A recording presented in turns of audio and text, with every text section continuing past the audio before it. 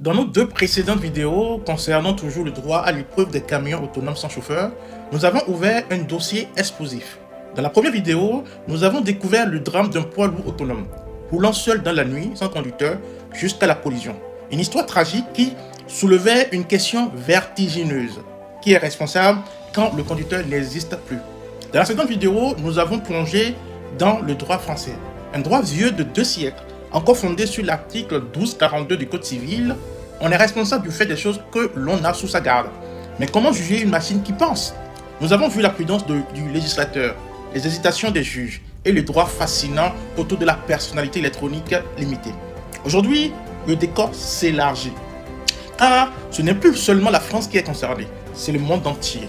Bienvenue dans l'accident du futur, une enquête internationale où la loi, la technologie et la géopolitique s'entrechoquent. Imaginons la scène. Un camion autonome franco-allemand transporte des vaccins médicaux entre Hambourg et Marseille.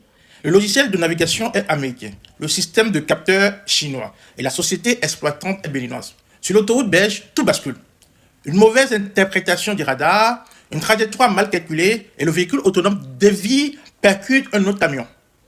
2 blessés, une cargaison détruite, des millions d'euros de pertes. Et immédiatement, une question traverse les frontières.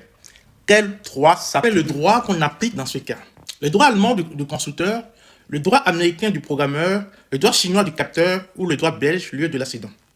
En quelques secondes, le simple accident devient un labyrinthe juridique mondial. Le transport de marchandises internationales est régi par la Convention CMR de Genève de 1956. Cette convention définit les responsabilités du transporteur, du chargeur et du destinataire. Or, dans notre cas, le conducteur est un algorithme. Elle ne prévoit ni le logiciel, ni le fabricant des capteurs, ni la gestion des données en temps réel. Les juristes parlent d'un vide conventionnel. Et dans ce vide, chaque État tente de tirer la couverture vers lui. Le Bénin, lui, reste absent, faute de cadre juridique clair.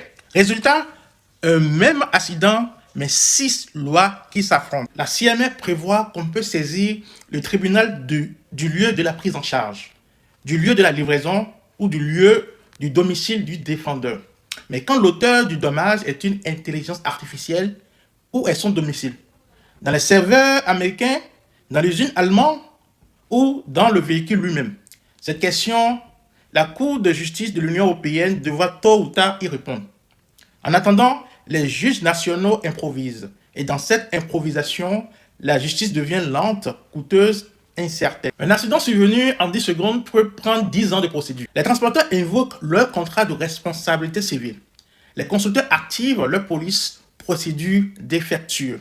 C'est ici que le concept de force majeure numérique refait surface. Comme lors de la cyberattaque NotPetya, qui avait paralysé la Maersk Line. Les entreprises invoquent désormais la panne algorithmique comme un cas de force majeure. Mais la doctrine reste divisée, car la force majeure suppose un événement imprévisible et irrésistible.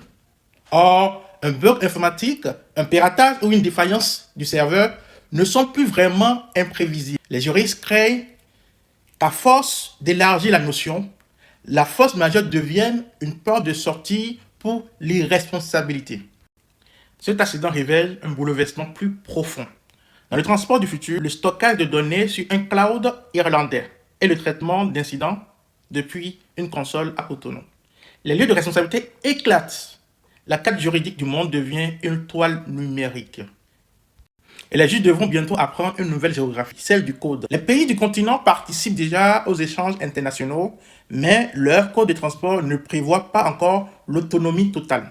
Le code béninois des transports dans la loi 2022-08, le code ivoirien et le code sénégalais parlent de conducteurs de véhicules de responsabilité humaine. Mais les camions semi-autonomes arrivent. Des corridors logistiques comme Lagos-Abidjan ou Cotonou-Lomé testent déjà des technologies d'assistance de conduite. Il faudra adapter les tests, former les juges et créer un droit africain du transport intelligent.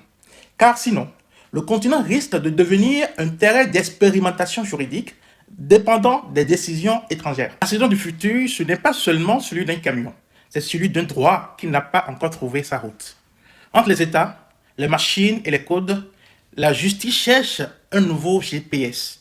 Le juriste du 21e siècle devra parler plusieurs langues, celle du droit, celle de la technologie et celle de l'éthique. Car la route du futur ne sera pas pavée de lois, mais de lignes de code. La vidéo est signée Dr. Ishala Bakari, là où le transport et la logistique n'ont plus de secret.